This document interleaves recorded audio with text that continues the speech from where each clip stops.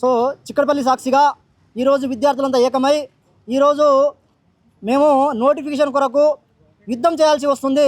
నెత్తి మీద ఎండ, కడుపులో మంట, కుర్చీ కింద మంట, ఎన్ని రోజులు ఇంకా మంట, ఈ కడుపు మంట అని ఆకలితో కొట్లాడుతున్నాము. ఎన్ని రోజులు ఇంకా నోటిఫికేషన్ ఆపుతారు? ఇస్తారా చస్తారా? ఒకటే మాట, ఇస్తారా చస్తారా? లేకుంటే మీకు చేతగాని ప్రభుత్వం అయితే అన్నీ మూసుకొని వెళ్ళండి. అనవసరంగా ఎందుకు ఇవన్నీ రయంతాలు? ఇస్తామని చెప్పండి, లేదని చెప్పండి.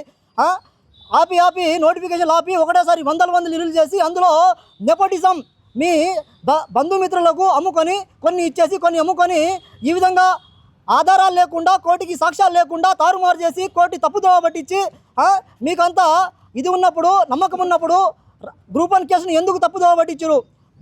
జీవో 29 ఎందుకు తీసుకొచ్చారు? మీకు ప్రజాపాలన అని చెప్తున్నారు కదా. ప్రజల మీద అంత సోయి ఉంటే, ప్రజల మీద అంత మమకారం ఉంటే, ప్రజలకు చేసే మా సమాజ కొరకు సేవ ఉంటే ఇవన్నీ ఎందుకు తీసుకొచ్చారు మీరు? దయచేసి ఇప్పటికైనా అవన్నీ ప్రభావం మానుకొని ఇప్పటికైనా నోటిఫికేషన్ విడుదల చేస్తారని ఆశిస్తున్నాము. అంతేకాదు యూపీఎస్సీ తరహాలో టీజీపీఎస్సీని ప్రక్షాళన చేస్తామని ఆ రోజు ప్రభావాలు ఏదో పలికి ఈరోజు గమ్మున సపోర్ట్ కాకుండా ఉన్నారు. శాంతి కుమారి కమిటీ, సిలబస్ కమిటీ అని చెప్పారు, కాలయాపన చేస్తున్నారు. ఓటీఆర్ని మళ్ళీ రిజిస్ట్రేషన్ అన్నారు, అది కాలయాపన చేస్తున్నారు. ఇంకా ఎన్ని రోజులు కాలయాపన? మీ అత్త సొత్తా, లేకుంటే మీ అమ్మ సొత్తా, లేకుంటే మీ అయ్య సొత్తా, లేకుంటే మీ జాగిరా? ఇది ఎవరెప్ప సొత్తు? ఇవి ప్రజల సొమ్ము కాదా? ఈరోజు జాబులు మీ ఇంట్లోకి వెళ్ళి ఇస్తున్నారా? లేకుంటే మీరు చేసుకున్న పోర్ట్ఫోలియో నుంచి ఏదైనా పదో గొప్ప ఇస్తున్నారా?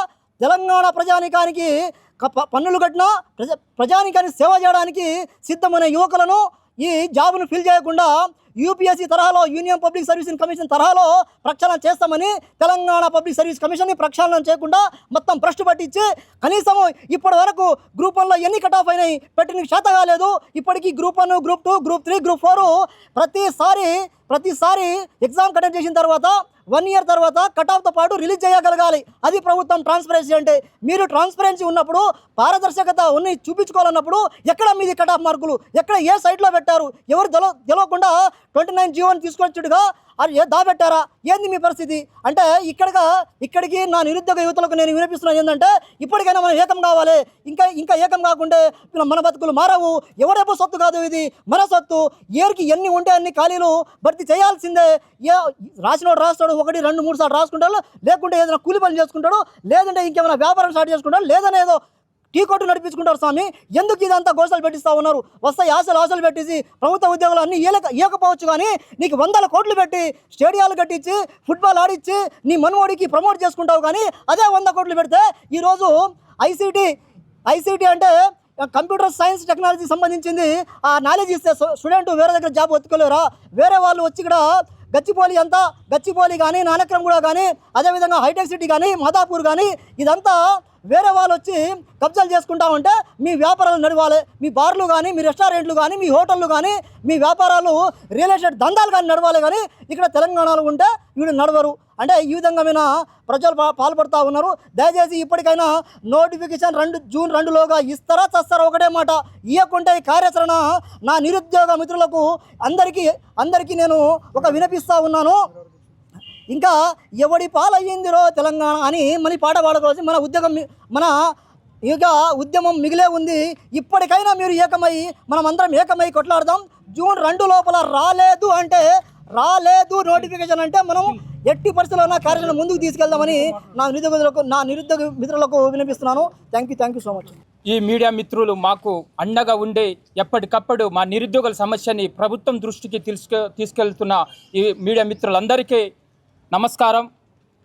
ఈ రాష్ట్రం తెలంగాణలో కాంగ్రెస్ ప్రభుత్వం వచ్చి ఇప్పటికీ 3 సంవత్సరాలు అవుతుంది. రేపు డిసెంబర్ 9వ తారీఖు వస్తే 3 సంవత్సరాలు కంప్లీట్ అవుతుంది.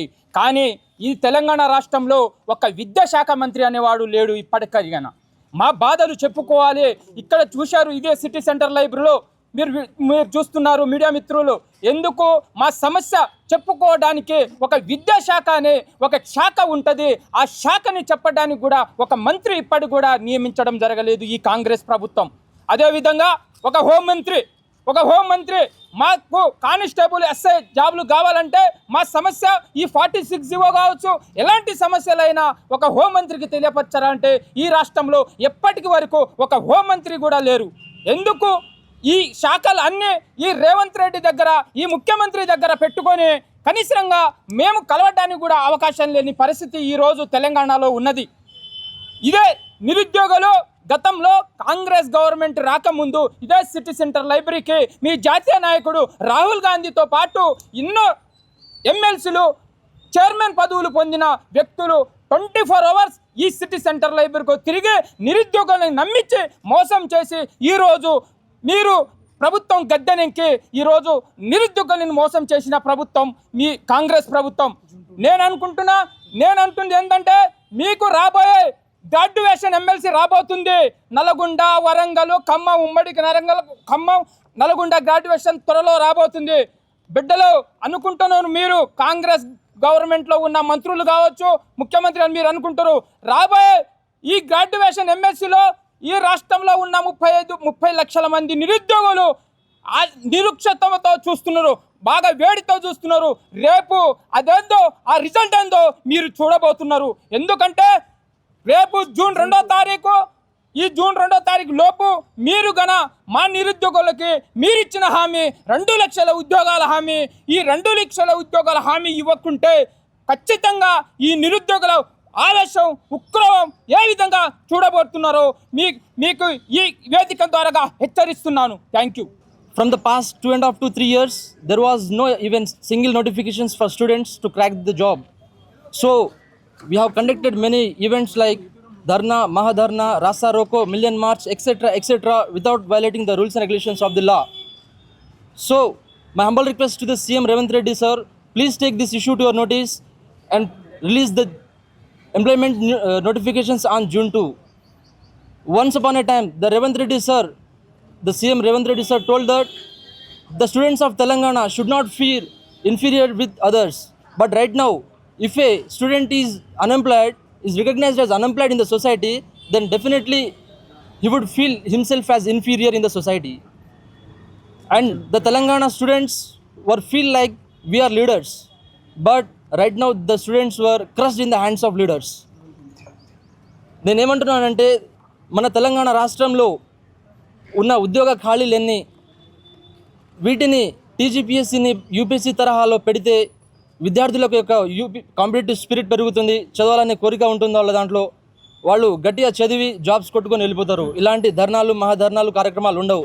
గవర్నమెంట్ కూడా మంచి పనితీరు ఉంటుంది, మంచి పేరు ఉంటుంది. కానీ ఇప్పటిదాకా ఒక నోటిఫికేషన్ లేకపోవడంతో విద్యార్థులంతా ఊరి బాట పట్టి ఎన్నో కష్టాల పాలవుతున్నారు. కాబట్టి రేవంత్ రెడ్డి గారు రేపు జూన్ 2వ తారీఖు తెలంగాణ రాష్ట్ర ఆవిర్భావ దినోత్సవం నాడు మీరు గట్టిగా నోటిఫికేషన్ విడుదల చేయాలి, విద్యార్థులను ఆదుకోవాలని నేను గట్టిగా నమ్ముతున్నాను.